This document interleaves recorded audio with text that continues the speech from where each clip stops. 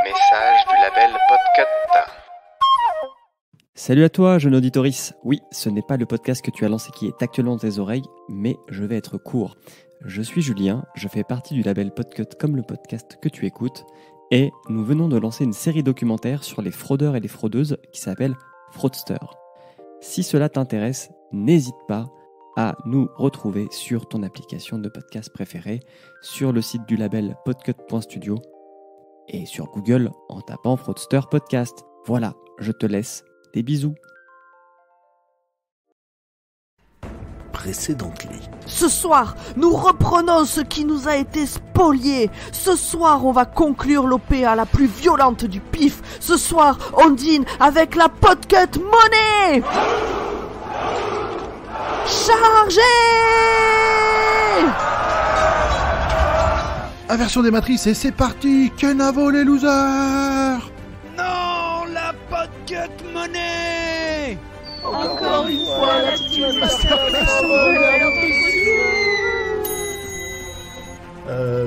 Les gens, je crois qu'on a un problème. Comme pour Audrey, Duxu a passé plus de temps en canard chez nous que là-bas. Donc je pense qu'on n'a pas gardé la version indémoniaque. Juste la version canard de chez Podcut. Alors non, je parlais pas du canard, je parlais de tous les gens là debout dans le Tardis. What?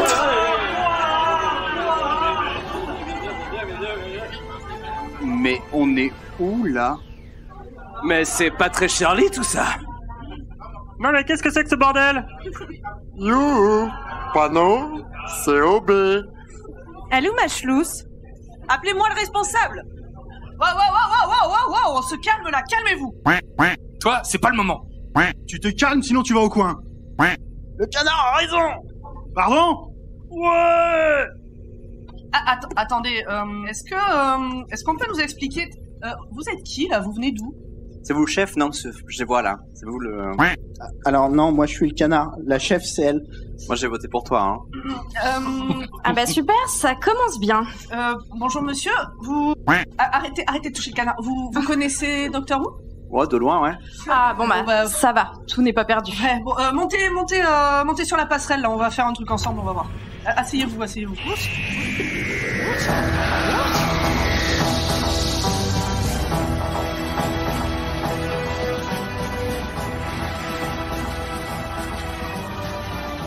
Bonsoir et bienvenue dans Dr Watt, le podcast qui vous parlera de docteur mais jamais au grand jamais d'alcoolisme.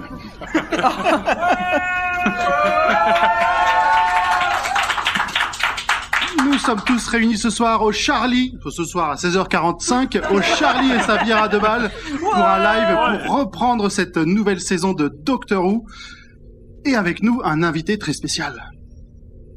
Ah, dis bonjour. Bonjour. Vous aurez reconnu, peut-être, la voix de Thomas Hercouet. Oui. Enchanté, quel régal. Oh, présente-toi un petit peu. Ça m'a fait. Je m'appelle Thomas, je travaille à Topito. Sinon, je fais un podcast qui s'appelle La Nuit Originale et un autre qui s'appelle Au Nom du Pire, où on parle vraiment de cul de base. Et, et j'aime beaucoup Doctor Who, et d'autant plus que les dernières saisons ont mis un petit peu en déroute. Donc, pour le coup, c'est toujours intéressant d'apporter des discussions. On a besoin dans cette période trouble d'un petit phare dans la nuit, et je pense que c'est vous. Voilà. On va essayer de l'apporter, mais on n'est pas sur les dernières saisons. Là, on va parler ce soir de Runaway Bride. Putain, il va déjà commencer à nous hacker le podcast. Et donc, autour de ce Tardis virtuel chez Charlie, on retrouve toute la fine équipe, à commencer à ma droite par Nimp. Salut. Audrey. Bonjour. Pomme. Coucou. Et Zu. Ouais. Et son acolyte, Doc Zu. Qui est très content d'être ici. Magnifique. Ne touche pas le canard. Thomas, il stop. Dit pas non, pour l'instant. Il est en plastique. Coquinou. Allez, on n'a pas beaucoup de temps. Je propose que Zu se lance. Nimp, que tu te lances dans ce petit résumé et fiche technique. Alors, cet épisode s'appelle The Runaway Bride, ou Le mariage de Noël. C'est encore une fois Runaway, le mariage, Bride de Noël. On est bon. On est bon. Traduction parfaite. C'est la parfaite traduction. Donc il est sorti le 25 décembre 2006 sur la BBC et le 26 décembre 2007 sur France 4. Il a été réalisé par Euroline et scénarisé par Russell T. Davies. On retrouve encore une fois le 10e Docteur, joué par David Tennant, et cette fois-ci, il est accompagné par Donna, jouée par Catherine Tate. J'adore Donna. Je crois que t'es pas seul. Bonjour. Elle est formidable. Donc, dans cet épisode, le Docteur a le seum dans son TARDIS, parce qu'il a perdu Rose dans l'épisode d'avant. Mais il récupère Donna, une mariée en devenir au caractère bien trempé. Elle est poursuivie par une troupe de Père Noël qui joue les troubles fêtes en ville. Comment Donna a-t-elle pu atterrir dans le TARDIS ? Qui sont ces Pères Noël ? Non, ça on le sait en fait, parce que si vous avez vu les autres épisodes, surtout le dernier de Noël, on les connaît. Et surtout, Donna sera-t-elle la future compagne du Docteur ? Restez avec nous et suivez après nos avis le full spoil d'Audrey pour savoir ce qu'il en est. Merci. Alors, qui veut faire commencer pour donner son avis sur cet épisode ? Eh ben, c'est un très bon épisode de Noël, dans le sens où on parle pas trop de Noël, à part le Père Noël. Donna, je surkiffe Donna. Elle a un vrai peps, elle est énergique et elle a du caractère. Et la robe de mariée lui va bien. Et sinon, il se passe pas grand-chose, mais c'est un bon épisode. Il se passe pas grand-chose. Ou il se passe trop de choses après. On va voir, il y a Audrey qui a un résumé, on verra s'il se passe si peu de choses que ça. Résumé. Vas-y Audrey, ton avis. Moi j'ai adoré, enfin ça se voit à la longueur de mon résumé du coup, mais j'ai beaucoup aimé cet épisode, je ne me suis pas ennuyée, contrairement à Azu, je trouve qu'il se passe plein de choses, et voilà, j'adore Donna aussi, mais bon, je préférais Rose de toute façon. Si je peux enchaîner, je pense que pour reprendre la défense de Zu, tu me diras si j'ai bien compris ton propos, c'est pas qu'il se passe rien dans l'épisode, c'est qu'il se passe rien par rapport au lore général, ça apporte pas un truc de fou pour l'explication. C'est pas ça que tu voulais dire ? C'est un peu ça, ouais. Ah, je ne suis pas d'accord. Mais pas du tout. Ah, merci Thomas. Je finis quand même ce que j'avais à dire. Moi j'adore cet épisode parce qu'il y a Donna. Et Donna, enfin, une compagne qui n'a pas une relation malsaine avec le Docteur et pas foireuse. Et c'est cool. Voilà. Merci Pomme. Thomas, tu avais l'air d'avoir quelque chose à dire. Ah, enfin, on me demande. Non, alors moi je me rappelle l'avoir vu la première fois, donc c'est quand j'ai commencé à binger la série. Donc c'est déjà à la saison 5 en live, mais moi du coup je rattrapais tout, et je me souviens effectivement être tombé sur cet épisode. Donc tu enchaînes vraiment la saison 2, t'arrives sur celui-là, tu fais un peu ouais. Parce qu'en fait, tu t'es enchaîné absolument tout. T'as eu la grande bataille finale, Torchwood et tout qui arrive. Enfin, c'est le bordel dans Londres. Et là, tu tombes sur un épisode avec une araignée en plastique au milieu. Tu fais ouais. Et en fait, en le rematant, je l'ai rematé vraiment hier pour faire mes devoirs. C'est bien. Merci. Et il est incroyable. En fait, il est vraiment vraiment bien. Parce qu'en fait, il fait exactement tout ce qui fait que Doctor Who ça marchait à l'époque. C'est-à-dire que c'est vraiment une sorte de sitcom, c'est une comédie de situation. On peut ne jamais avoir vu Doctor Who et quand même vraiment kiffer parce que tout est bien amené, tout est bien expliqué, les enjeux sont hyper fluides, ça coule tout seul. Et en même temps, les personnages marchent de ouf, les personnages ont plusieurs dimensions, les personnages se rendent dans le pif, ce qui n'est pas du tout, attention, une allusion aux dernières saisons qui se sont produites, pas du tout, vraiment pas. Et en fait, tous les conflits sont là, et surtout à la fin, donc ce sera pour la partie spoil, mais à la fin, on a la problématique de Doctor Who qui ressort, pourquoi cette série est aussi bonne, et comment elle marche, quelle est sa dynamique, et on se rend compte rétrospectivement que tout a marché sous RTD, tout a marché sur Moffat, basé sur 7 réplique balancée à la fin de l'épisode, et on se rend compte de ce qui marche pas depuis 2 ans. Peut-être, attention, je veux pas non plus dire que ça marche pas, mais putain de merde. Alors, juste une petite précision, RTD pour les non intimes, c'est Russell T. Davies, donc c'est celui qui a fait le scénariste de cette saison, et qui sera showrunner par la suite. Alors on va faire un sondage rapidement à la salle. Qui regarde Doctor Who dans la salle par applaudissement? Ok, donc on parle, il y a 4 personnes, on parle. 250 personnes ont applaudi. Oui. Bravo. Alors, pour rappel, Thomas, certains n'ont pas vu encore la dernière saison, dont moi. Et t'as vu la 11 ou pas? Oui. Mais okay. c'est juste que pas tout le monde, hein. Mais qui n'a pas vu la 11 ici? Qui n'a pas vu la saison 11? Audrey. Et dans surtout... le public, vous avez qu'à faire votre devoir, enfin! Vous n'avez pas de podcast à préparer. Et surtout, Audrey découvre la série au fur et à mesure qu'on fait le podcast. Donc la seule chose qu'elle a vue, c'est juste que cet épisode-là. D'accord, c'est ouf ça. Et les 2 suivants. D'accord. Parce qu'on les a déjà enregistrés. Mais ça, c'est le voyage dans le temps, tout ça. C'est ça, c'est le bordel. Mais donc... Après, ça n'empêche. C'est-à-dire que je ne spoilerai pas la série, mais je lui taperai dedans. Hein, alors, tu as le droit dans la mesure où tu ne spoiles pas. C'était pas mon de propos. spoil. Je suis très anti-spoil. Merci. Nimp. Alors, moi j'ai adoré, c'est une vraie pièce de théâtre cet épisode, avec tous les personnages, tous les acteurs qui jouent avec en exagérant les expressions, mais vraiment, surtout l'araignée à la fin, mais bon, je spoil un peu. Et sinon, oui, l'épisode, sur la structure de l'épisode, ça court beaucoup, énormément. C'est un épisode de Doctor Who. C'est une caractéristique de Doctor Who, quand même. C'est une vraie caractéristique. Mais là, avec les mouvements de caméra tout le temps, il y a de quoi vomir, mon Dieu. Il y a quelques petits swipes. Là, j'ai remarqué des effets Windows Movie Maker que j'avais pas fait gaffe à l'époque. Mais il y a des transitions où tu fais, ouais, même sur Adobe Premiere, ils l'ont pas, celle-là, vraiment.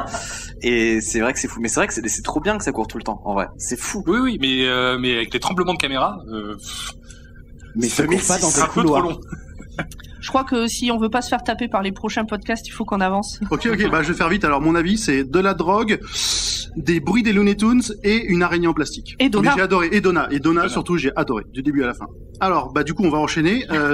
Audrey, tu as quelque chose à nous dire? Alors, comme vous le savez, mes full spoils sont parfois un peu longs. Je vais plus long que l'épisode. Vas-y, enchaîne. Faire rapide. Alors, c'est Doctor Who. Tu fais rapide, mais tu respires. On va passer ce podcast en 0x5. Donc, dans cet épisode, la première scène commence sur Doctor Who qui arrive pour son mariage. Ah non, en fait, pas du tout. Enfin, c'est bien un mariage, mais pas du tout celui du docteur. Enfin, apparemment. Mais plutôt celui d'une jeune femme rousse, plutôt jolie d'ailleurs. Mais à peine elle arrive, elle s'élance vers son futur mari, qu'elle disparaît dans une pluie de paillettes. Elle arrive... Des paillettes dorées. C'est très important. Elle brille. Elle arrive dans le TARDIS, se demande ce qu'elle fout là. Évidemment, vous aussi, vous seriez surpris. Le docteur ne sait dire que quoi, toutes les 2 secondes, et bim, générique. Oui, je pense que c'est bon, ils connaissent.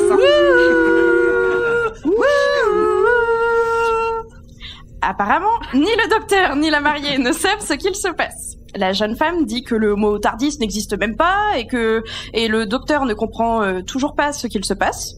La jeune femme pense que une certaine Néris s'est arrangée pour qu'on la kidnappe, sauf qu'évidemment, le docteur il est là, il comprend même pas ce qui se passe et qui est cette personne. Alors surtout le docteur, on va pas arrêter de répéter, c'est un peu un gimmick de Doctor Who, que c'est impossible. Elle ne peut pas se matérialiser, c'est physiquement impossible. Comme dans tous les épisodes, c'est impossible. Rien ne peut rentrer dans le TARDIS, c'est comme ça. Sauf... Qu'est-ce qu'on a dit? Ne touche pas le canard. Mais il m'aguiche. La dame rousse ouvre les portes du TARDIS. Elle est un petit peu ignorante quand même parce que c'est un petit peu dangereux. Et le docteur lui explique que elle est dans un vaisseau spatial, que le TARDIS lui permet de respirer. C'est pour ça que même s'ils sont au beau milieu de la galaxie, elle est vivante et ne crève pas instantanément. Et on apprend qu'elle s'appelle Donna et qu'elle est humaine. J'en profite pour dire qu'elle le prend grave bien. Oui. Parce que en fait, à ce moment-là, elle fait genre non mais je veux juste aller me marier. Donc moi je comprends, c'est un peu angoissant, t'es dans ton mariage, tu planifies depuis 6 mois et tout machin.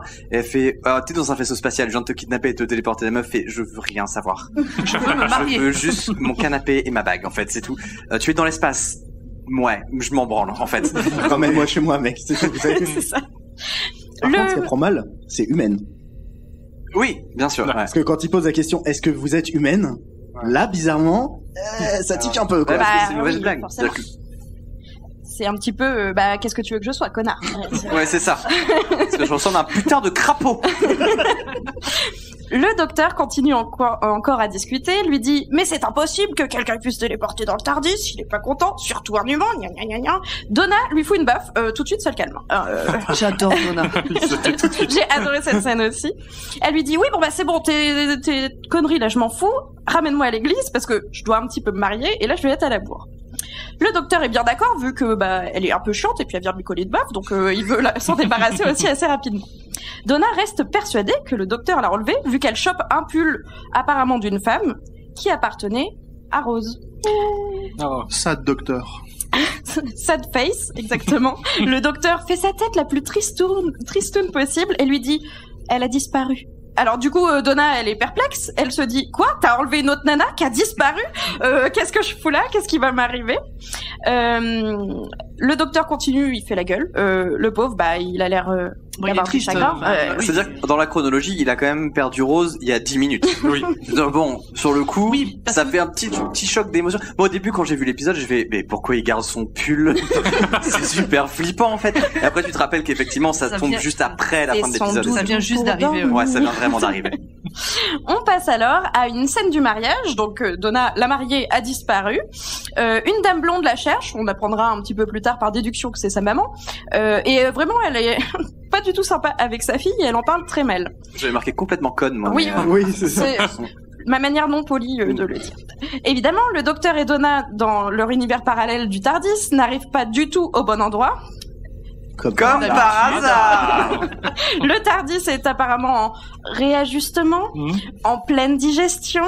Pendant ce temps-là, Donna fait la blague du « Oh là là, mais c'est vraiment plus grand à l'intérieur !» En fait, elle fait pas la blague, elle s'enfuit. Oui, non mais... Elle dit c'est trop chelou. Non, mais elle fait quand même porte qui s'ouvre, porte qui se ferme, porte qui s'ouvre, ça dure 2 minutes. On la connaît, cette blague. Après, on va pas spoiler la suite, mais il y a un petit running gag qui est vraiment de trouver une nouvelle variation sur cette vanne à chaque nouveau compagnon. Parce que évidemment que la réaction est chelou.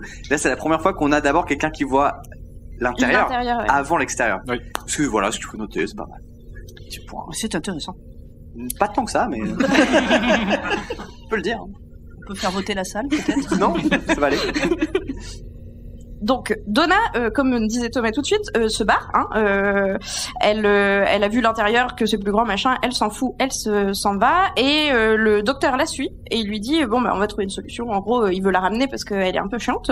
Elle essaye de choper un taxi. Bon, elle y arrive pas du tout. Elle fait des grands gestes. Tout le monde pense qu'elle est bourrée.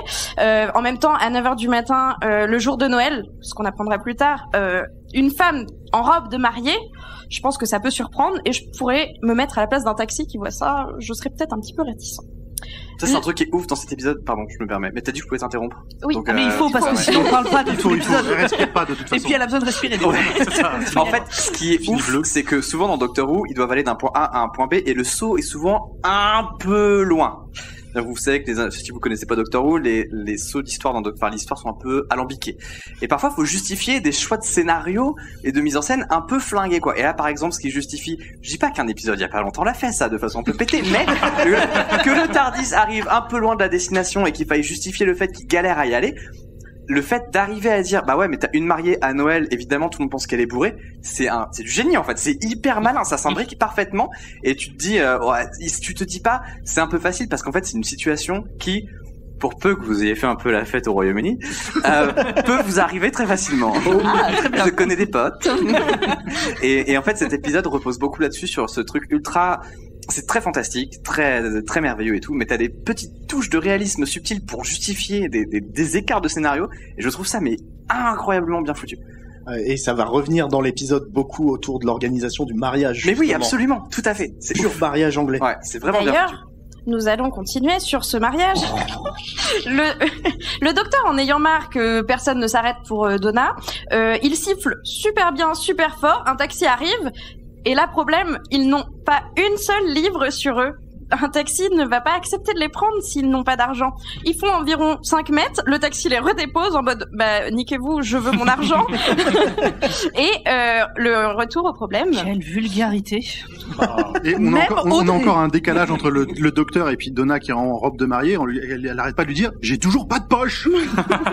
Mais oui, vous avez pas de téléphone? Mais vous avez pas d'argent? J'ai pas de poche. Oui, ça par exemple c'est trop bien pensé, c'est pareil. Oui. C'est littéralement l'opposé des jeux vidéo où en gros tu peux avoir 1 milliard d'objets mais on les voit jamais, enfin tes poches elles sont jamais assez grandes pour ça. Et là c'est trop malin pour justifier le fait que bah non, ils sont bloqués, ils vont devoir galérer tout seuls quoi. Du coup, ils se séparent tous les deux. Le docteur va utiliser le tournevis sonique pour retirer un peu d'argent et Donna essaye d'atteindre une cabine téléphonique pour appeler et prévenir sa famille qu'elle n'arrive pas du tout à joindre parce que tout le monde soit essaye de la joindre, soit n'a plus de batterie sur un mariage complet. Évidemment, enfin, tout est normal. Pendant que le docteur retire de l'argent, il se rend compte qu'il y a des Pères Noël un peu chelous qui font de la musique pas très loin de lui. Et puis il y a la caméra qui fait un jeu et qui fixe bien de manière subtile les Pères Noël. Et en effet, c'est pas pour rien qu'ils ont l'air chelous, puisqu'ils en ont après le docteur, ou après Donna, ou après les deux, on ne sait pas, mais en tout cas, Donna se retrouve coincée dans un taxi avec lui. Nous, on sait parce qu'on les a déjà vus. Et le docteur aussi. Alors toi, peut-être pas, t'as peut-être pas tout regardé avant de commencer à bosser avec nous. Mais nous, on les a déjà vus. Et on sait qu'ils en ont après le docteur. Et que c'est des mauvais musiciens. En plus. Ça veut dire aussi que c'est pas les méchants principaux. Quelle perspicace. IT. Quelle perspicace. IT. Donc là, pour vous faire un résumé, bref, on a Donna dans un taxi avec un Père Noël, donc un méchant, mais on sait pas trop. Et on a le docteur qui se dit « Oh putain, c'est la merde !» Il retourne dans le TARDIS, qui devait être à 2 pas environ, et se dit « Bon, je vais faire une petite course-poursuite avec un taxi anglais qui a littéralement pris en charge, en otage Donna. » Elle, au début, elle se rend compte de rien. Elle est en mode « Mais c'est pas du tout la bonne route, mon mariage est à l'autre bout !» Et fait vachement bien, Donna. Et elle commence à s'énerver. Et là, il y a le masque de Père Noël qui tombe. Et on se rend compte que « Ah, mais c'est pas du tout un humain sous le masque !» Oh là là. Vous faites vachement bien, surprise. On a ensuite la scène gros budget de l'épisode. Et elle est vachement bien. Et elle est vachement bien, avec une course-poursuite entre le TARDIS qui fait des petits zigzags et le taxi qui avance. Le docteur ouvre les portes du TARDIS et lui dit « Saute !» Donna est en mode « Je ne peux pas sauter !» Je rappelle à l'attention du public que la personne en bout de table a dit qu'il se passait pas grand-chose dans l'épisode. C'est la seule scène de l'épisode. Oh non. C'est ma préférée. Ah ouais. Je vais ressortir exactement ce que j'ai dit dans à peu près 10 minutes. Donna est en robe de mariée, elle veut pas quand même l'abîmer, ça va pas la tête. Et puis le docteur lui dit « Mais faites-moi confiance !» Et là, Donna, punchline, « C'est aussi ça que vous avez dit à votre amie, celle que vous avez perdue ?» Silence. Bam. Oui, là, c'est l'instant émotion et gros charisme du docteur. Où il répond « Oui ». Et il répond « Oui, c'est vrai, mais elle n'est pas morte et elle n'a jamais été aussi vivante. » Et hop, du coup, Donna se dit « Ah bah d'accord », elle saute, atterrit dans le TARDIS et tout va bien. Et alors, à ce moment-là, il y a des gamins qui sont dans une voiture à côté, qui voient tout ce qui se passe. Et je me dis que les gamins, c'est un peu nous derrière notre télé, quoi. Ils sont là, ils regardent tout, ils voient le truc, et quand elle arrive enfin à sauter, ils applaudissent à l'arrière de la voiture, ils sont trop contents. Pendant ce temps-là, les parents qui sont en train de conduire sont en train de faire « Taisez-vous, vraiment. Sinon, je m'arrête sur le bas-côté. Lâchez votre jeu vidéo. Tu te remets droit et tu remets ton siège. Et tu lâches ton frère. Ta ceinture. Ta ceinture? Oui, ta ceinture. Ceinture de sécurité. Oui, non mais j'ai... Ça m'est arrivé après. Lâche ce canard. Donc Donna et le docteur se garent, enfin le TARDIS se gare quelque part sur un toit où on sait pas trop où. Le docteur met une bague au doigt de Donna pour qu'il ne lui arrive rien. Oui, c'est aussi un moment ta gueule c'est magique parce qu'on n'a aucune explication sur cette bague au final. Si, il dit que c'est un truc pour empêcher les méchants de la détecter. C'est donc ce que je dis, on n'a aucune explication. C'est bio machin. On a quand même une bonne petite blague du docteur aussi, quand il ressort justement de cette course-poursuite, qui dit que pour un vaisseau spatial, il va pas... Enfin, alors c'est compliqué à traduire, mais que pour un vaisseau, elle ne navigue pas souvent. C'est-à-dire qu'à part sauter d'un point à l'autre, le TARDIS, généralement, on le voit pas voler comme ça. Donc, ce qui explique aussi que cette course-poursuite, il a éclaté des bagnoles, il s'est ruiné au sol, enfin, il a galéré. Ah, mais il a utilisé de la ficelle pour piloter sur 17 leviers à la fois, c'est super fun. Après lui avoir mis une bague au doigt, wink wink, elle devait se marier. Oh. Il met aussi sa veste sur ses épaules parce que bon, elle doit se l'écailler quand même, elle est en robe de mariée dehors. Ah, mais le jour de Noël. C'est quand ils sont en haut sur le toit, là. Oui. Ok, ouais. Moment émotion où elle s'assoit sur le bord du toit au 18e étage en robe de mariée. Moi, j'ai eu peur qu'elle se prenne les pieds dans la robe et qu'elle se pète la gueule. Non, alors, si tu as vu, je sais pas, tu as vu le carnet de bord de David Tennant, qui est dans le bonus du DVD. Non, moi, en fait, je ne l'ai pas vu. Il y a une sorte, t'as le toit, et ce qu'on pense être le vide, en fait, c'est une petite terrasse qui est juste en dessous. Ah. Donc, c'est quoi? C'est à 30 cm, quoi. Donc, pile pas dans le champ, mais ça va. Ok. Voilà. Bah, j'ai eu peur pour elle pour rien. Vous êtes soulagés maintenant. Oh. La discussion se retourne encore sur Rose, donc l'ancienne compagne du docteur. Elle explique ensuite, donc Donna explique ensuite comment elle a rencontré son mari au travail, blablabla. Et elle raconte des choses, mais on voit des images complètement différentes de ce qu'elle raconte. Elle est en mode oui, il m'a proposé un café, puis après il me suivait partout, il insistait vraiment beaucoup pour qu'on se marie très vite. Et au final, quand on voit les images de ce qui se passe, c'est tout à fait l'inverse. C'est-à-dire qu'elle court littéralement après cet homme qui n'a pas l'air tout à fait enchanté pour ce mariage. Le seul truc vrai, c'est qu'il lui a payé un café. Oui. Mais quand un collègue te paye un café, ça veut dire qu'il veut se marier? Parce que j'ai des discussions à avoir au boulot, du coup. Tu vas avoir beaucoup de propositions dans peu de temps, c'est ça? Faut qu'on parle. Pendant ce temps-là, au non-mariage de Donna, tout le monde danse et s'amuse. Ils ont pas l'air du tout inquiets ou déçus qu'elle ait disparu. Son ex-futur mari danse avec une jolie blonde. Ça serait pas Néris, du coup? Si, c'est Néris. Donc Néris qui, comme je vous le rappelle, Donna soupçonnait d'avoir organisé son enlèvement. Quand Donna arrive avec le docteur, tout le monde l'engueule. Mais genre tout le monde en même temps, donc c'est un charabia pas possible. Donna se met à pleurer, tout le monde se tait et fait oh. Et elle fait un clin d'œil au docteur en lui disant je sais les manipuler. Qu'est-ce qu'elle est forte. Il y a un petit jeu de regard complice à ce moment-là entre le docteur et Donna qui est magnifique. Ça turlupine quand même le docteur, toutes ces histoires de une nana qui arrive dans le TARDIS par enchantement. Par enchantement, exactement. Donc il cherche un petit peu plus d'informations sur la boîte dans laquelle elle travaille ainsi que son mari. Et tiens. Mais qu'est-ce qu'il trouve? Mais tu vas nous le dire. Il faut qu'on le dise. Mais la boîte, elle travaillerait-il pas pour Torchwood? Oh là là. Mais Torchwood a été détruit. Une Torchwood ou un Torchwood? C'est l'institut, mais bon. Un institut, du coup. Il n'y aura donc pas un seul épisode de Doctor Who qui ne parlera pas de Torchwood et qui me rappellera mon défunt Captain Jack. Enfin, pas défunt, mais en tout cas, personnage que j'ai l'impression on ne reverra plus dans cette saison. Exactement, oui. Ça va aller, Audrey, t'inquiète pas. Donc, ça étonne le docteur. Et puis, il voit une blonde danser, il l'imagine être Rose et on sent qu'il est encore sous le coup de sa disparition. Qui a eu lieu il y a 2 heures, sa disparition. Ouais. Quoi, on rappelle. Parce que c'est vrai que ça donne l'impression que bon, là, ça va, il pourrait passer à autre chose, mais pour nous, il y a 2 heures. 6 mois avant, donc. Ouais. Le docteur se rend compte que le mariage était filmé. Bah oui, comme tout bon mariage, généralement, t'as un petit jeune derrière une caméra qui se fait chier pendant toute une soirée. Il va donc voir ce qui s'est vraiment passé quand Donna a disparu. Il voit donc la pluie de paillettes que je vous ai racontée en tout début d'épisode et alors qu'il regarde ça, il lève la tête et il se rend compte que oh non, encore des putains de Père Noël partout qui tournent tout autour du bâtiment de la réception. J'en profite pour faire un petit point matériel électroménager, puisque ce qui est ouf, c'est qu'on voit des choses qui nous paraissent datées d'une forme de préhistoire lointaine et inexistante, mais on a un très beau téléphone à clapet. On a une caméra mini DV qui n'existe plus dans le commerce depuis 2007, je pense. Oui. Et c'est trop mignon de voir tout ça comme c'était genre le dernier cri de la technologie, parce que un mec qui filme un mariage quand même, c'est un pro, quoi. Le mec il s'y connaît, c'est marqué sur sa tête qu'il s'y connaît. Mais c'est trop mignon parce que même le matériel des grands scientifiques, personne n'en voudrait aujourd'hui, quoi. Et je trouve ça tellement touchant de voir que une scène peut être datée rien qu'à son matos. Voilà, petit point pour les geeks. À peu près. Un peu plus, ouais. Donc, comme je vous le disais, tout autour de la salle de réception, il y a des Pères Noël qui marchent, qui ont des genres de manettes incroyables. Et là, de Xbox, oui. Mais en doré. Faut le dire. Doré, tuné, vachement bien. Avec des antennes. On fait avec les moyens du bord à la BBC. On le répétera jamais assez. Tout le budget a été mis dans la course-poursuite. Le docteur réfléchit environ une demi-seconde et se dit « Oh là là, mais c'est le sapin de Noël, il y a un problème avec le sapin de Noël, écartez-vous !» Est-ce que tu te souviens de pourquoi il dit ça? Est-ce que tu vois la référence? L'attaque des sapins Noël tueurs, qui tourbillonnent. Ah oui.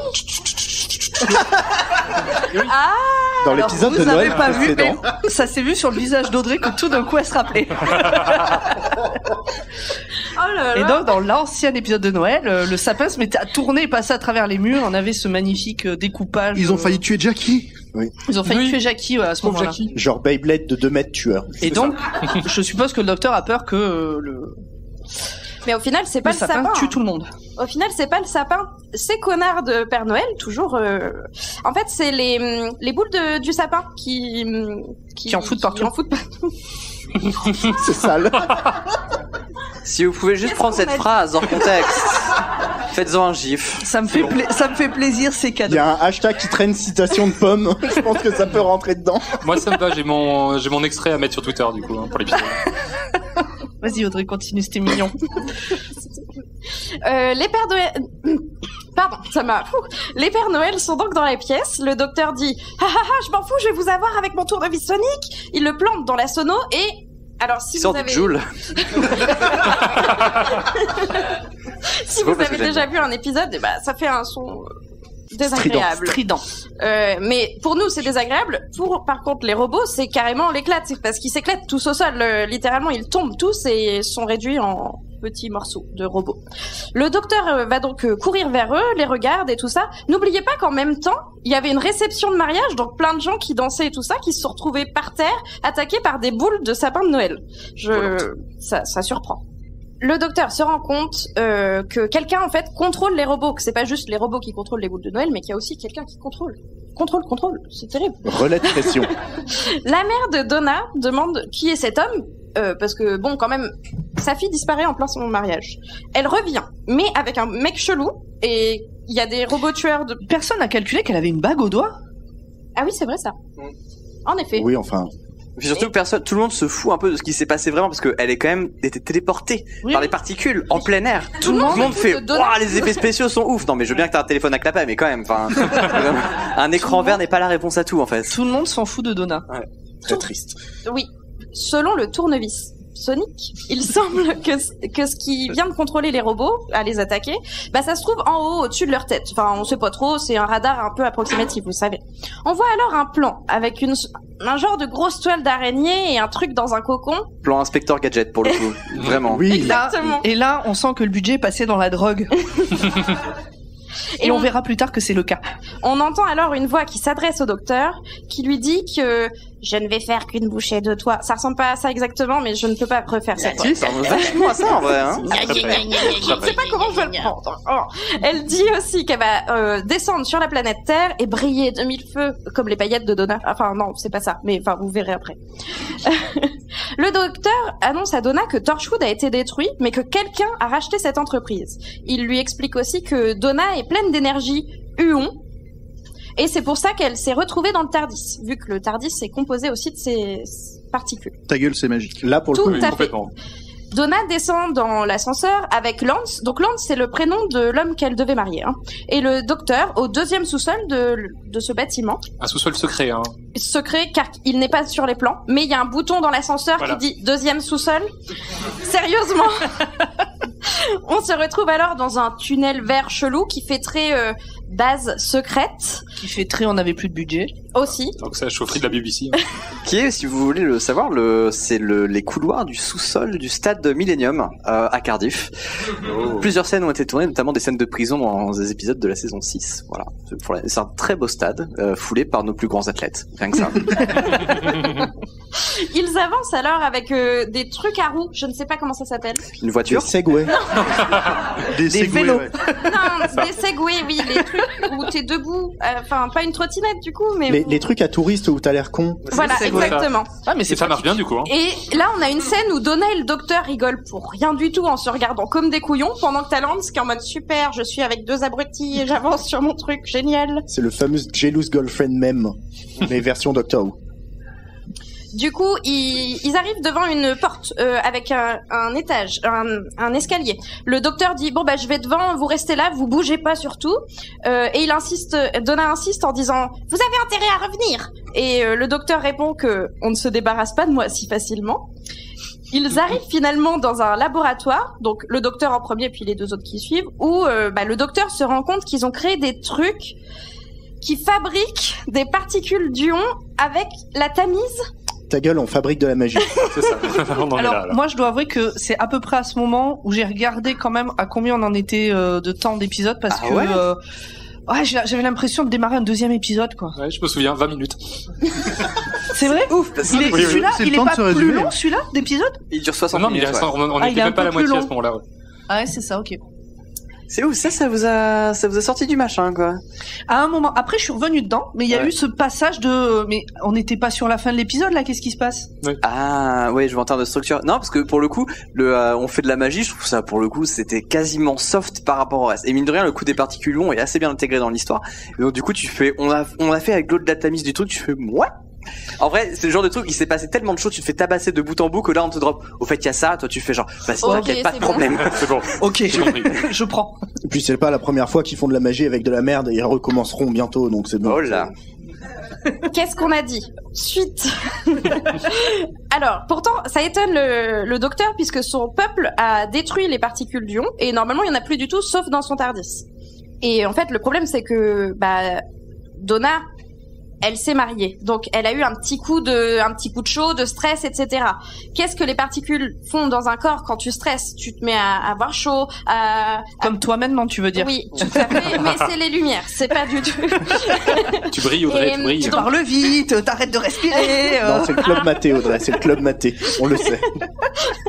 Et du coup, badaboum, réaction chimique, et Donna, elle a disparu. Ça veut donc dire qu'elle est pleine de particules ions, ce qui est hyper chelou. Déjà, savoir qui en a fabriqué, on ne sait pas. Comment ça s'est retrouvé dans le corps de Donna? Pourquoi elle? Enfin, on comprend pas. Donna demande alors si c'est dangereux pour elle, et le docteur lui dit oui, super, c'est mortel. Ah génial, voilà. Mais heureusement, il va la sauver. Ouh. Peut-être, on espère. Ouais. On sait pas, hein. C'est ce qu'il dit en tout cas. Mais il a dit qu'il fallait lui faire confiance, donc bon. Il le dit beaucoup, il le dit souvent. Et des fois, ça marche pas. Toujours se méfier de quelqu'un qui dit t'inquiète, je gère. Ouais. On voit ensuite un genre de porte de garage qui se soulève et une voix s'élève. Des robots sont tout autour de la pièce. L'homme s'enfuit parce que c'est un connard. La voix dit qu'elle s'est cachée au centre de la Terre pendant très longtemps, très très longtemps. Donna propose que ce soit un dinosaure. Haha. On a une incrustation fond vert dégoûtante à ce moment-là d'ailleurs. Blague sur le docteur, blablabla. Et là, c'est dégueulasse. On a une énorme araignée chimique rouge avec forcément aucun effet spécial dessus et aucun budget d'ailleurs. C'est que du maquillage. Hein. Tout est passé dans la drogue, on est d'accord. C'est pas possible d'inventer ce personnage-là. Alors si vous regardez l'actrice qui s'appelle Sarah Parish telle qu'elle est en vrai et telle qu'elle est dans Doctor Who, tu fais genre ok, là vraiment les maquilleurs méritent un Oscar. Non, mais vraiment. Ah ouais. C'est ouf, c'est une performance de malade. Attends, elle était maquillée en quoi, 2-3 heures par jour? Elle a fait 3 jours de tournage, maquillée 2 heures par jour comme as, 2-3 heures. Et c'était ouf, c'est ouf. Moi je dis respect total. Alors oui, on rigole, mais on serait pas capable de le faire. Alors, respect total pour le maquillage, mais qui a inventé cette idée? Qui a eu cette idée de maquillage et de monstre? C'est surtout ça. Le LSD. Il n'y a pas d'autre solution. Cette grosse araignée rouge, c'est l'impératrice d'Erachnos, apparemment. Mais, c'est quand même dégueulasse. Vous auriez pu me prévenir qu'il y a une putain d'araignée géante. Là, je déteste ça. Mais bon, on préviendra la prochaine fois. Il y aura d'autres araignées? Peut-être. C'est pas impossible. Si on en fait encore. C'est la dernière de sa race, d'après le docteur, et elles se nourrissent d'humains, de petites herbes, mais surtout de planètes. Pourquoi Quand pas. tu dis la dernière de sa race, telle quelle, on a l'impression que tu viens de l'insulter. Je trouve ça un peu vexant quand même. Pardon, non, c'est mais quand c'est Audrey, ça passe bizarrement. Mais oui. Mais non, quand c'est Audrey, ça fait insulte, mais que t'essaies de faire... Ouais, mais mignonne. Mais voilà. Lance, donc l'ex-marié, machin truc, arrive par derrière tout doucement avec une hache. Mais franchement, quand tu vois la taille de l'araignée et la taille de la hache, tu te dis ouais bof. Ouais, mais il tente un truc, bon. Ouais, enfin, moi je le sentais mal déjà. Et il arrive tout doucement, sauf que du coup, Donna parle avec l'araignée pour l'occuper. Il arrive, il s'apprête à la taper, et puis là, t'as l'araignée qui se retourne, qui fait ah ah ah, mon petit Lance. Et puis en fait, ils sont potes. Voilà. On l'avait pas vu venir. Donc l'histoire du café tous les jours, c'était arrangé pour que Donna, elle boive en fait des particules ions, que ensuite ce soit bien pratique parce que ça va bien servir. On ne sait pas encore trop à quoi, mais ça va bien servir l'araignée géante, etc. Blablabla. Enfin, en gros, tout son mariage qu'elle attendait. C'était une grosse mascarade. Mais c'est à ce moment-là qu'il lui dit qu'elle est trop conne, que je sais pas quoi, qu'il faudrait... Il est très très méchant. C'est horrible ce qu'elle se prend dans les dents, quoi. Ah, mais surtout, c'est pas vachement compliqué comme plan. Si, mais ça c'est une autre histoire. Mais... non, en fait, pas tant que ça, parce que là on découvre toutes les pièces du puzzle se mettent en place. Donc c'est le mec qui depuis le début voulait un cobaye, voulait un sujet test, et il a trouvé la personne la plus influençable, la plus manipulable qu'il pouvait trouver pour la droguer de force sur plusieurs mois. Et une fois que c'est fait, sauf qu'elle entre temps, elle a fait du forcing pour pouvoir aller dans le mariage machin. C'est pas hyper compliqué en tant que tel, c'est juste très long. Et non mais c'est vrai qu'après il se fait ça tourne mal. Oui. Ça tourne un peu mal, mais en vrai après il simplifie le plan, le Ragnos va vachement simplifier le plan. Oui, mais on va voir ça, on va voir ça. Ne spoilez pas le spoil. Mais par contre, juste là, il y a ce moment-là, Donna elle fait un truc qui est ultra humain, c'est-à-dire que plutôt d'être elle est très en colère et tout, mais en fait, tu la sens vraiment déconfite par ce qui vient de se passer. Elle est en train de subir vraiment ce qui vient de se passer. Et si seulement on pouvait avoir d'autres compagnons qui réagissent comme ça, tridimensionnellement parlant, à des événements, je dis ça, pas du tout pour les 2 dernières saisons qui viennent de se produire. Vraiment, c'est voilà, j'ai hâte, ça là. Mais pourtant, il joue vachement bien la joie dans la dernière saison. Ouais. Hop. Donna est brisée, elle est très triste. En même temps, elle vient d'apprendre que son mari, qui était pas en vrai son mari pour l'instant, vu qu'elle n'a pas pu se marier, est un gros connard. L'araignée essaye alors de tuer le docteur avec ses robots tireurs d'élite qui sont aux 4 coins de la pièce. Mais le docteur, comme d'habitude, sort son tournevis sonique et dit que si Donna a pu rentrer dans le TARDIS comme ça parce qu'elle était un peu stressée, le TARDIS il peut aussi venir à elle. Et boum badaboum, le TARDIS se matérialise tout autour du docteur et de Donna. Alors, donc, c'est pas le tournevis, c'est d'autres particules Huon qui sort de sa poche. Pardon, mais il faut être précis sur le détail. Il prend une petite fiole et voilà. Ça permet de...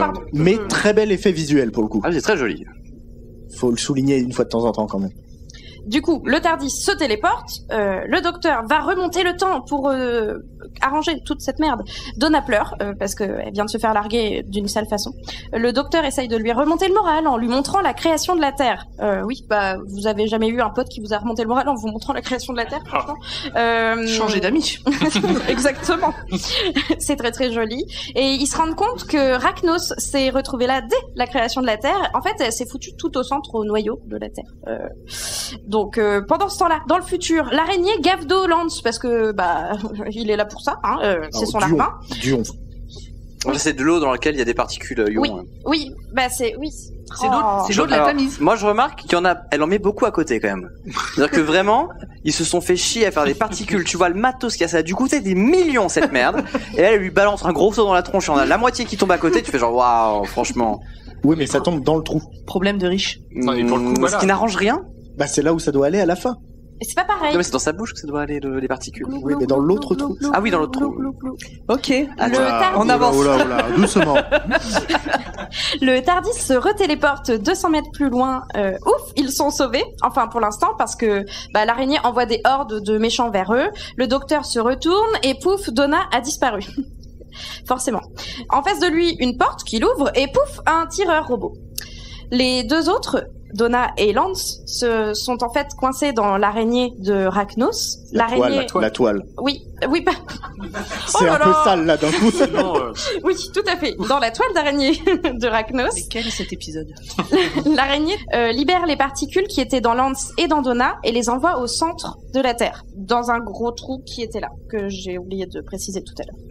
Là où il y a apparemment les enfants de Rachnos. Du coup, ça craint. D'ailleurs, Rachnos détache Lance, qui tombe dans le trou pour sûrement servir aussi lui de nourriture. Je suis désolé, mais bien fait. On est entre énormes nerds, je me permets, mais tu dis Rachnos, c'est l'impératrice. Des Rachnos, Rachnos c'est la race, comme si toi je t'appelais humaine, tu vois. Un peu réducteur. Comme c'est la dernière pour l'instant, mais t'imagines, t'es la dernière humaine, tu vas t'appeler humaine? Non, je ne suis pas encore la dernière humaine. Voilà, on est d'accord que la question ne se pose pas encore, mais il y a un petit virus qui traîne, on sait jamais. L'impératrice de Rachnos, qui a fait des bébés dans le fond d'un tunnel au centre de la Terre, balance Lance dedans. Voilà. Le docteur s'est en fait déguisé dans le robot, il a dû lui maraver sa tronche et il se fait aussitôt reconnaître parce qu'il est pas discret du tout. Il arrive à détacher Donna qui dit « Je vais tomber, arrête !» et en fait il laisse un filament de toile d'araignée pour qu'elle ne tombe pas dans le trou mais comme une merde juste à côté. Et le docteur... Alors, c'est l'instant Looney Tunes justement avec les bons petits bruitages de chute, de bang et tout ce qui va bien. Et on retrouve Donna étalée au sol, à plat. Avec son fameux merci pour rien du tout. Le docteur, en même temps qu'il a défoncé le robot, a réussi à choper une manette qui gère les robots. Donc, personne peut tirer sur le docteur ou Donna. Il mentionne Gallifrey et je pense que c'est une des premières fois. Ouais, c'est la première. C'est la première fois. C'est la première fois. Voilà. Et donc je peux virer cette information supplémentaire de la suite. Voilà. Pour ça que alors je rappelle, pardon. Oui. À l'intention du public, je rappelle que la personne qui est présente dit cet épisode n'ajoute strictement rien au lore. Ça n'ajoute rien, ça ne fait qu'un rappel. me cherche pas. Attention, c'est la première fois. Canard a l'air de bien l'aimer. Hein. Oui, bon. Si j'étais toi. Et c'est un peu moi d'ailleurs. Oui, c'est vrai. Donc le docteur jette des petites boules de Noël qu'il contrôle avec la manette et qui fait exploser partout dans le sous-sol. Donc il y a des trompes d'eau qui arrivent partout et qui remplissent petit à petit le trou où il y a les enfants de l'impératrice d'Erachnos. Merci. Parce qu'on est sous la Tamise. Sauf que l'impératrice d'Erachnos est en mode... Elle hurle, mais même moi, ça m'a fait mal au cœur, alors que c'est une putain d'araignée rouge géante qui a pas l'air sympa du tout. Mais c'est une maman qui est en train de voir ses bébés se noyer. Ses bébés sont en train de se noyer et on entend des petits bruits chelous de bébés araignées qui hurlent. Même Donna, elle a en pitié. Et Donna dit au docteur d'arrêter parce que ça la prend au trip. Enfin, Donna est humaine et elle a des sentiments et voilà. Dehors, en fait, il y a l'armée qui est arrivée, forcément, pour sauver un petit peu la situation, et qui déglingue l'étoile dans le ciel de l'impératrice, qui est en fait son vaisseau. À coup de tank. C'est ça, à coup de gros tank. Et sous les ordres de quelqu'un de très important. Avec la moitié des obus qui volent à côté. Hein. J'avais pas remarqué au début, ça on me l'a fait dire, mais j'ai vu des trucs qui volent à côté. Ouais, ça retombe après, hein, ces trucs-là. Oui, il y a des choses derrière. C'est dommage. Du coup, l'étoile est détruite. Donna et le docteur se retrouvent dehors et rigolent, parce qu'ils rigolent tout le temps, tous les deux, de toute façon, quand ils se tapent pas dessus. Il y a plus d'eau dans la Tamise, c'est marrant. Et il y a plus d'eau dans la Tamise, parce que tout est parti au centre de la Terre. Oups. Zut alors. Mais ça n'impacte pas plus que ça personne. C'est terrible. Le docteur ramène finalement Donna chez elle. Finalement, elle a plus du tout de particules huon en elle, puisque le docteur est en train de la tester avec son tournevis, et elle est bel et bien vivante. Donc le docteur a tenu sa promesse de la rendre en bonne santé. Le docteur fabrique de la neige pour que Donna ne déteste plus Noël. Ah c'est bon comme ça. Oui, du coup, elle déteste plus Noël. Non, on sait pas. Ils se disent joyeux Noël. Donna propose au docteur de rester avec elle et ses parents pour Noël, pour pas qu'il le passe tout seul, vu que l'année dernière, il en a parlé. Il l'a passé avec son amie Rose, mais il dit oui, et en fait, il refuse puisqu'il fonce dans le Tardis pour s'en aller. Il file à l'anglaise. Finalement, il rouvre la porte. Donna lui demande si elle va le revoir ou pas, et il répond que non, et il se bat. C'est ça? C'est ça. Et c'est la fin. Et c'est la fin. Enfin, merci Audrey. Merci Audrey. Tu as le droit de boire un coup et de respirer. C'est bon. Ça va? Oui. Ok. Merci. Voilà. J'ai pas dit mon temps, je suis fière. Félicitations. On croyait en toi de tout notre cœur. Oui. Est-ce que quelqu'un a encore quelque chose à rajouter sur cet épisode? Oui, en fait, il y a... Non, parce que ça a été, la fin a été dite assez rapidement, mais il y a une séquence qui est hyper émouvante où le docteur propose à Donna de le rejoindre, et elle fait non, parce que c'est méga toxique comme façon de vivre. Et en fait, mais là, d'un coup, tu vois le personnage qui évolue. Au début, on va pas se mentir, si vous avez pas vu l'épisode, Donna au début, elle est genre insup, mais vraiment ultra méga insup. Elle est horrible. Même moi, j'avais envie de lui dire mais sors en fait, va-t'en, m'entardise, pas va-t'en. Et mais là, elle évolue énormément en un épisode. Et c'est ouf déjà de voir on n'a plus l'habitude de ça, mais c'est vraiment ces personnages, elles passent par toutes les émotions possibles, elles passent par toutes les relations possibles avec le docteur, d'inconnu total à complice, à quelqu'un qui se rend compte que il va trop loin, et en fait sa vie elle est peut-être pas méga saine, et elle lui dit non, par contre il faut que vous ayez quelqu'un avec vous pour vous arrêter. Et c'est ça qui est hyper important, c'est que pendant 10 saisons, je te spoil pas, hein, t'inquiète pas. Mais pendant 10 saisons, en fait, voir rétrospectivement les 10 saisons au regard de cette problématique-là, c'est-à-dire que les compagnons sont là pour aussi être des freins au docteur et pas juste pour être des gens qui regardent bêtement ce qui se passe. C'est ce qui fait toute la problématique de la série. Et je trouve ça ouf que cet épisode-là, qui soit un épisode de Noël méga léger, condense toutes les thématiques qui sont le cœur, la quintessence de Doctor Who. Et c'est ça qui est ouf. Et c'est pour ça, moi je suis très Moffat. Moi j'adore Moffat. Et les épisodes de Noël, je les préfère largement chez Moffat, mais il faut admettre que celui-là, que j'avais pas aimé au début, il concentre tout ce qu'il y a de meilleur en termes de concept dans Doctor Who. Et ça c'est ouf. Donc si vous n'avez jamais commencé la série et que vous ne savez pas par où commencer, en fait c'est un bon point d'entrée, je trouve. Voilà. C'est un meilleur point d'entrée que le premier épisode du reboot. Hein. Oui. Que Rose. Mais cet épisode aura des conséquences pour plus tard. Ah, mais c'est vraiment le premier épisode de la saison 3, hein. Officiellement, officieusement. C'est l'épisode 0 l'épisode de Noël, donc c'est l'épisode 0. Mais dans la saison 4, il y aura d'autres éléments avec cet épisode que je trouve très très cool. Ouais. Et faudra qu'on en reparle. Absolument. Ok, merci. On va passer à la section sur les détails que vous avez probablement ratés. C'est la première fois que vous voyez cet épisode, mais pas nous. Qui s'en occupe? Pomme et moi. Allez. Si tu veux, allez. Premier détail que j'ai remarqué, il y a une course-poursuite. Vous l'avez peut-être pas vu dans l'épisode. Ah, c'est fou. C'est, ouais, il y a une araignée rouge aussi à un moment donné. Et c'est à Noël. Et c'est à Noël, ouais. Bah ça par contre, Ça- Il y a un mariage. Et ben justement, c'est à Noël, mais dans le tournage, et ben on voit que les arbres sont tout verts, que il fait grand soleil, que les gens se baladent en t-shirt. Ça fait pas très Noël en Angleterre. C'est parce que c'était le mois de juillet. Oui, c'est vrai, mais Mais moi, ça m'a rassuré parce que parmi les réflexions que j'ai eues pendant l'épisode, c'est ah ouais, alors comme de par hasard, le gars là, il a un manteau, machin, il est bien habillé, il a chaud, et elle est à moitié à poil dans sa robe de mariée, super quoi. Ah, tu connais pas les Anglaises, toi, en fait? Non, pas personnellement. C'est un truc, hein. Elles ont jamais froid. Personne n'a jamais froid en Angleterre. Ça n'existe Jamais. pas. le Ça froid. m'a rappelé un clip de Claude François. Voilà. What? Le clip Belle Belle Belle de Claude François. Lui, ça se passe dans la neige. Ils ont tourné dans la neige. Lui, il est avec un gros manteau et tout. Et elles sont en limite maillot de bain en train de se trémousser dans la neige. Et bon, voilà, ça m'a rappelé ce clip-là. Bon, c'est tout. Okay. Allez. Eh ben on l'a dit, c'est la première fois que le docteur fait référence à Gallifrey en nommant Gallifrey, parce qu'on en a déjà entendu parler avant. Enfin, la première fois depuis la reprise de la série, hein, puisque dans les classiques, il avait prononcé Gallifrey plus d'une fois. Il y est même allé.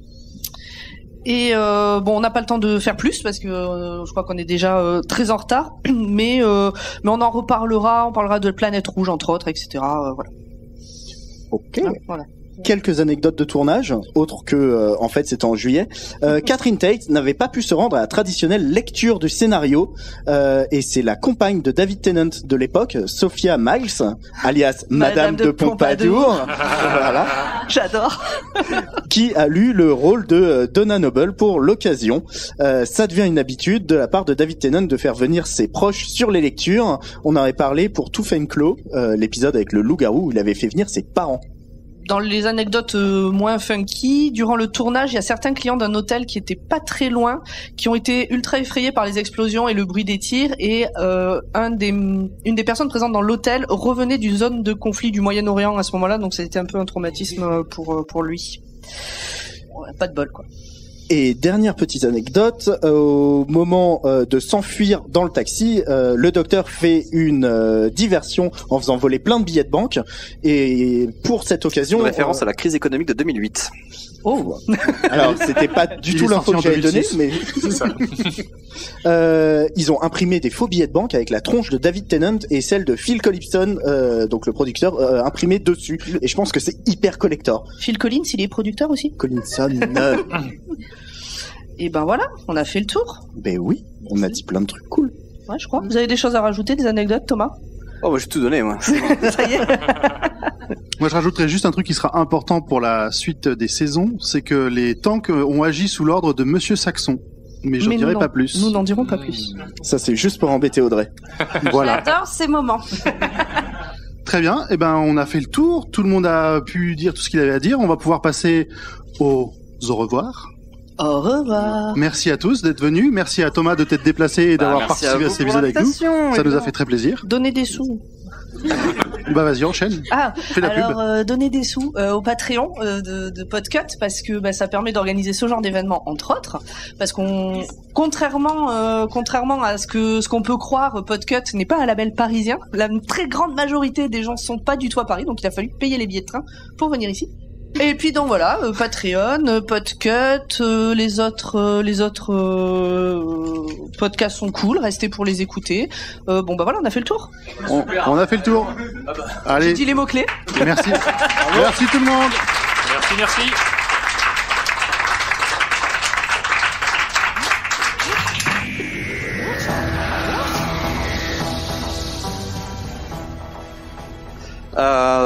Après, on fait ça, mais il y a 50 personnes qui attendent pour aller au bar, là. Hein. Oui.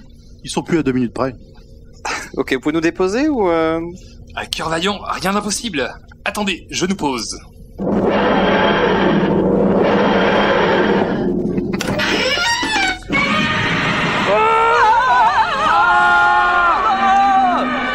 Ok, alors c'est la préhistoire ici, en fait? Ah, pardon, petit réglage. Et voilà. Ok. Hey, mais ça a l'air vachement sympa ici. Si le patron pouvait nous faire une tournée de Madeleine pour les nouveaux copains. Ouais. Bon allez, juste un verre parce qu'il faut conduire après. Hein. Bon le Charlie, on va boire des coups. Ouais. Non, restez, il y a un autre podcast après.